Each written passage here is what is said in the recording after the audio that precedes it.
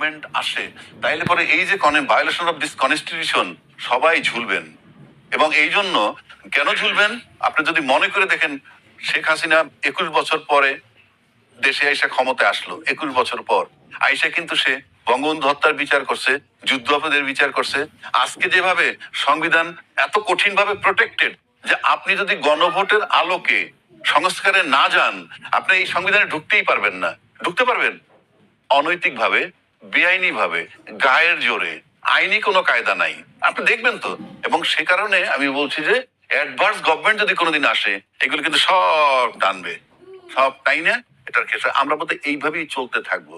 আমি আগেও বলছি, এখনো বলছি, এই গণভোটের আলোকে সংবিধান সংস্কার করলে রাষ্ট্রের ক্ষতি নাই, জনগণের ক্ষতি নাই, বহির্বিশ্বের সাথে সম্পর্কের কোনো ক্ষতি হবে না।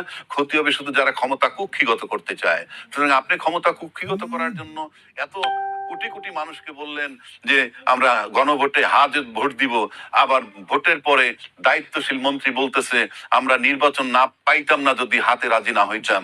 এই সমস্ত কথা, এই প্রতারণা বাংলাদেশ আর সহ্য করবে না। আমি খুব সংক্ষেপে আরেকটি প্রশ্ন দেব। খুবই ইন্টারেস্টিং আমি বলি, আপনি কোশ্চেন করার আগে আমি বলি যে যদি জুলাই চার্টার না মানে, সেটা বিএনপির জন্য একটা মারাত্মক ভুল হবে বলে আমি মনে করি। জুলাই চার্টার যদি আপনি না মানেন, তাহলে তো আপনার অস্তিত্ব থাকে না। জুলাই চার্টার যদি আপনি না মানেন, তাহলে তো এই যে এই যে 12ই ফেব্রুয়ারি নির্বাচন হলো, সেই নির্বাচন হতে পারে না। জুলাই চার্টার যদি আপনি না মানেন, তাহলে অন্তর্বর্তীকালীন সরকার হতে পারে না। অন্তর্বর্তী সরকার না থাকলে নির্বাচন হয় না। এই নির্বাচন না হলে